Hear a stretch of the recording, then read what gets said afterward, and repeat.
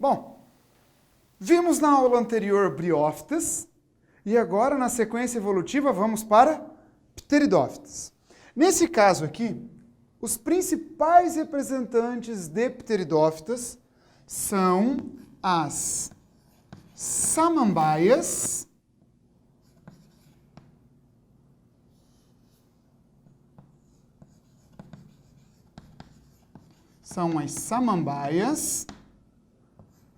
e as avencas. São os principais representantes. Porém, existem, claro, a cavalinha, as cavalinhas, que são encontradas em regiões um pouco mais próximas da água, não é? Existe o xaxim, que é uma planta que, inclusive, é ameaçada de extinção, não é? E, em relação ao ambiente onde nós encontramos essas plantas aqui, assim como as briófitas, elas também preferem ambientes úmidos e sombreados. Assim como lá em briófita eu usei como modelinho anatômico, eu usei o musgo, o meu modelinho anatômico aqui vai ser a samambaia. Então vamos aqui em relação à estrutura. Letra B.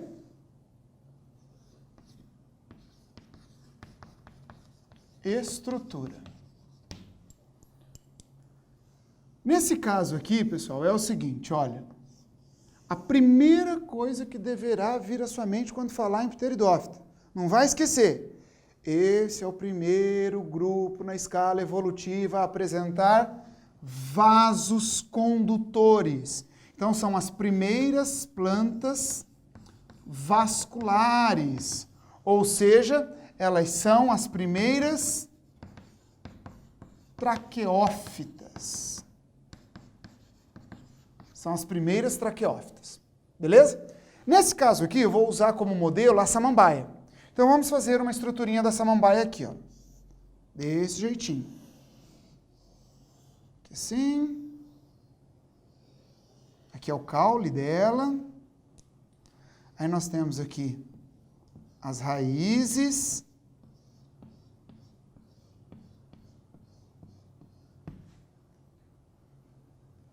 Então, aqui o caule. Esse caule, ele é um caule subterrâneo que cresce paralelamente ao solo. Beleza? E ele é classificado como rizoma. Joia? E aqui estão as raízes. Aqui estão as raízes. Beleza. Mas o que vai chamar a atenção? As folhas. Nesse caso, as samambaias, elas apresentam folhas grandes. Aqui assim.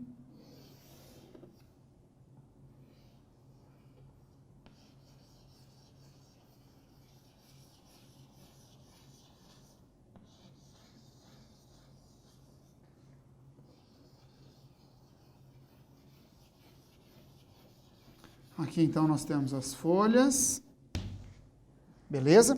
Tudo isso daqui é uma folha. Beleza? Ó, uma folha composta, né? Uma folha. Joia? Tudo isso aqui é folha, tá? Nesse caso, se você já reparou em samambaia, na face inferior da folha dela, existem alguns pontinhos. Aqueles pontinhos são estruturas exclusivas, é uma estrutura exclusiva da pteridófita, que são os soros. Então, coloca um ponto de exclamação nisso aqui, ó.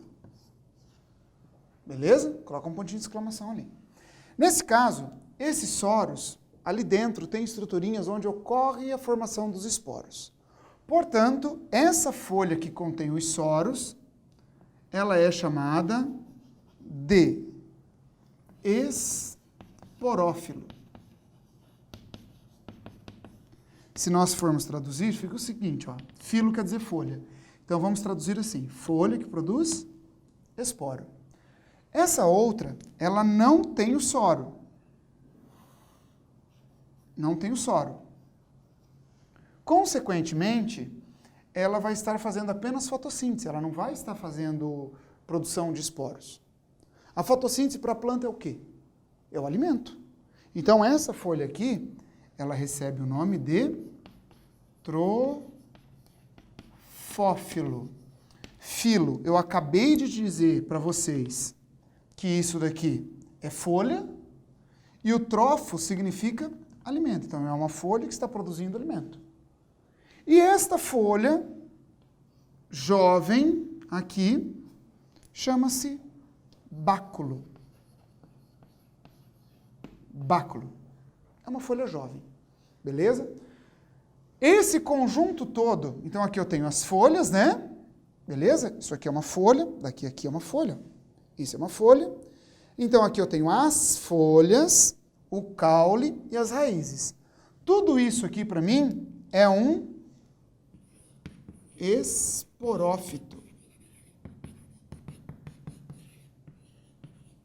Tudo isso é um esporófito. Então, o conjunto da obra aqui é o esporófito.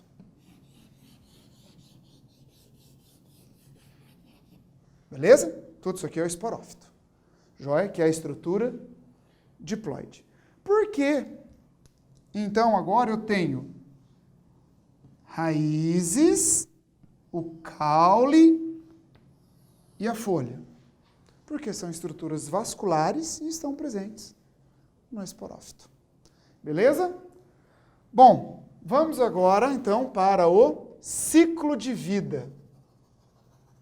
O ciclo de vida aqui também vai ser o da samambaia. Ciclo de vida.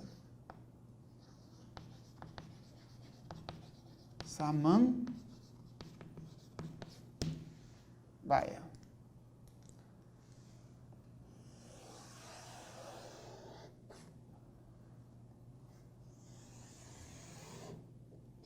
Samambaia. Beleza? Eu vou começar o ciclo, por exemplo, aqui eu tenho um esporófito. Vou desenhar tudo novamente, beleza? Então, aqui eu tenho o seguinte, olha. Aqui eu tenho o esporófito.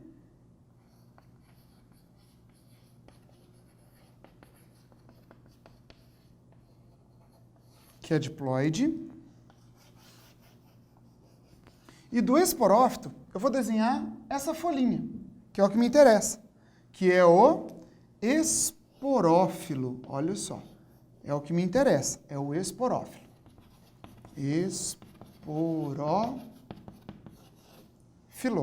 Então, aqui está o esporófilo.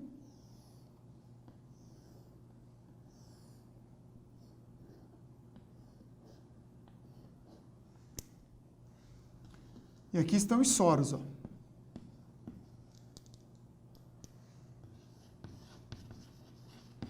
Aqui estão os soros. Beleza? Eu vou fazer o seguinte agora, para poder mostrar para vocês como acontece a formação do esporo. Imagina, como se fosse uma navalha agora. Eu vou pegar uma navalha, aqui assim.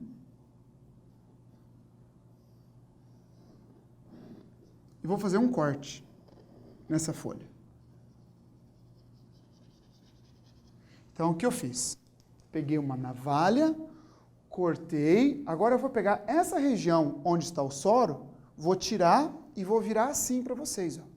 Então, eu vou pegar essa estrutura, vou virar ela e vou mostrar aqui para vocês. Ó.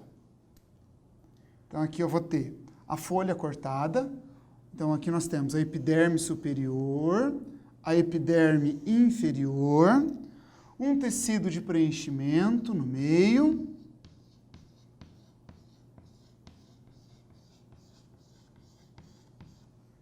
E aqui embaixo é a estrutura que me interessa. Aqui, olha, ali naqueles soros, eu tenho essas estruturinhas aqui, ó.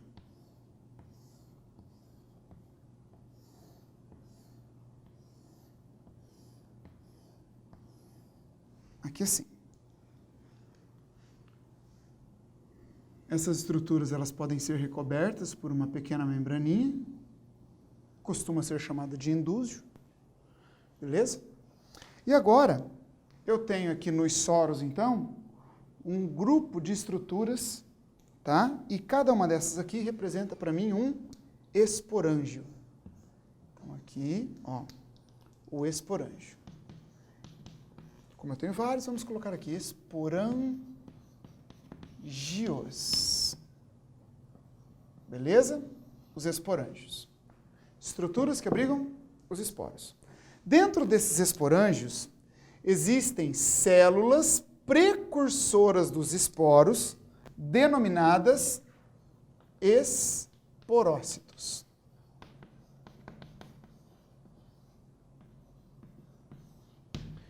Esses esporócitos, eles podem ser genericamente chamados de células mãe do esporo.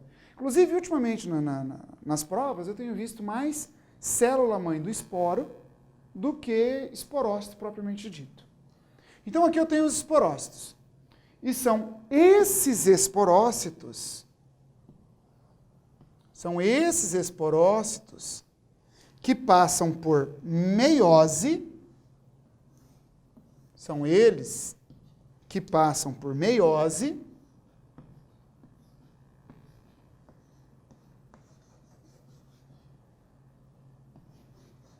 Eles que passam por meiose, gerando os esporos. Então, ó, os esporângios contêm os esporócitos, que por meiose geram os esporos. Esses esporos, eles serão levados com o vento. É como se fosse, entre aspas aí, aquela poeirinha que fica embaixo da folha da samambaia. Então aquilo ali vai ser levado com o vento, não é? E ele vai cair em um ambiente úmido e favorável. Ao cair em um ambiente úmido e favorável, ele vai dar origem ao gametófito.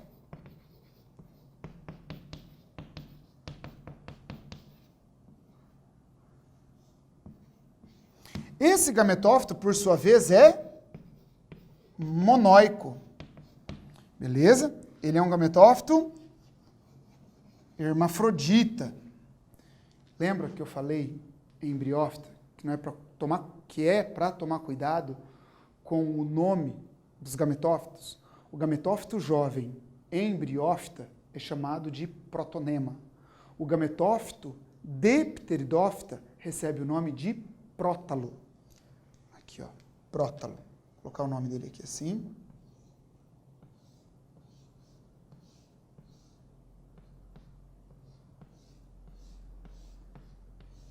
Prótalo. Esse prótalo, o desenho dele faz lembrar um coraçãozinho. Aqui assim. Faz lembrar um coraçãozinho assim. Aqui vai estar o aparelho reprodutor feminino e aqui estará o aparelho reprodutor masculino. Nesse caso aqui, o que eu vou fazer? Eu vou pegar esse aparelho reprodutor e vou dar um zoom aqui. Assim como eu fiz lá em briófita. Aqui o aparelho reprodutor feminino e aqui o aparelho reprodutor masculino. Nesse caso aqui, o aparelho reprodutor feminino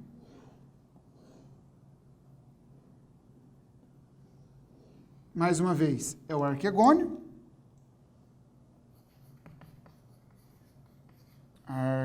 Arquegônio, que é o gametângio, né? No interior do arquegônio,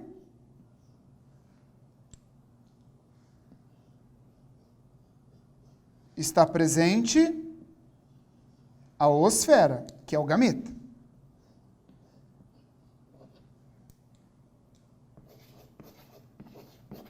osfera, que é o gameta. Beleza? E aqui no masculino, a mesma coisa. Ó. Tem aqui o gametângio masculino, que é o anterídeo.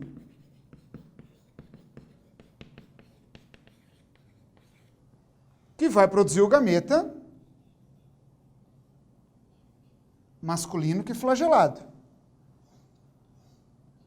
Que vai ser o anterozoide.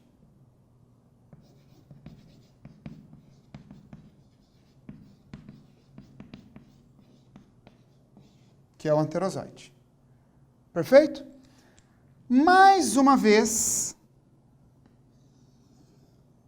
para que ocorra a fecundação,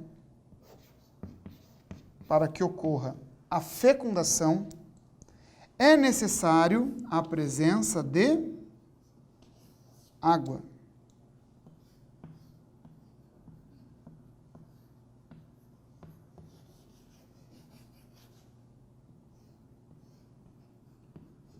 É necessária a presença de água.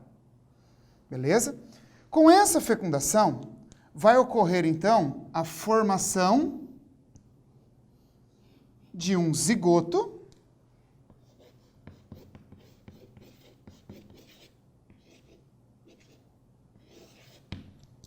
desse zigoto forma-se um esporófito jovem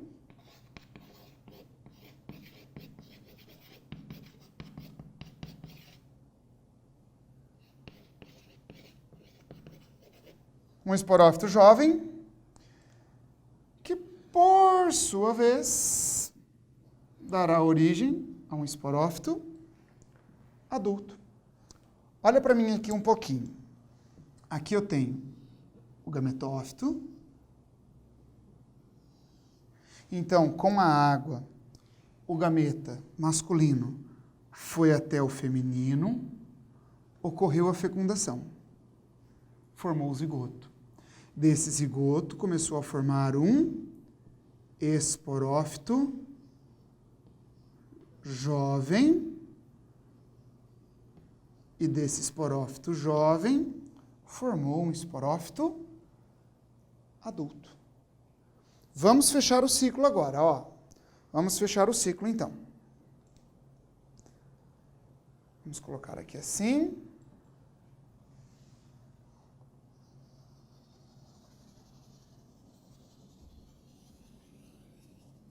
Vamos colocar aqui assim.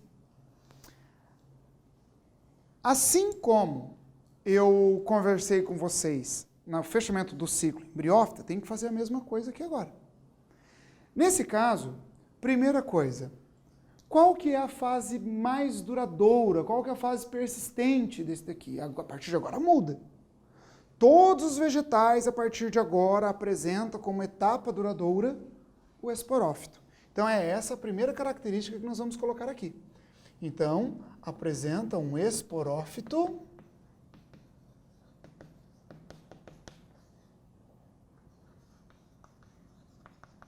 duradouro. Perfeito? O esporófito é duradouro. Em relação ao aparelho reprodutor, olha só, eu tive que dar zoom aqui também. Então, essas plantas, elas são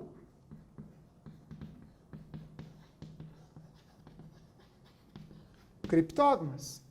Como eu mencionei, eu até salientei no desenho, é necessário a presença de água para a fecundação. Então, elas também são acifonógamas. Em relação aos esporos, olha só, em relação aos esporos, elas são homosporadas. Homosporadas. Mas no caso aqui, a maioria é. A maioria é homosporada. Porém, existem algumas que são heterosporadas. Nesse caso aqui, as heterosporadas, é muito comum falar do gênero Selaginella e do gênero Salvinia. São os dois mais comentados, beleza? Que são gêneros heterosporadas. Porém, a grande maioria são plantas homosporadas, beleza? Para fechar a ideia de pteridófita, vamos aqui então para as importâncias. Importâncias, né? Então, primeiro, ornamentação. Ornamentação. Samambaias são muito utilizados para enfeites, né? Então acaba sendo uma importância para a ornamentação. Existem algumas que apresentam báculos comestíveis.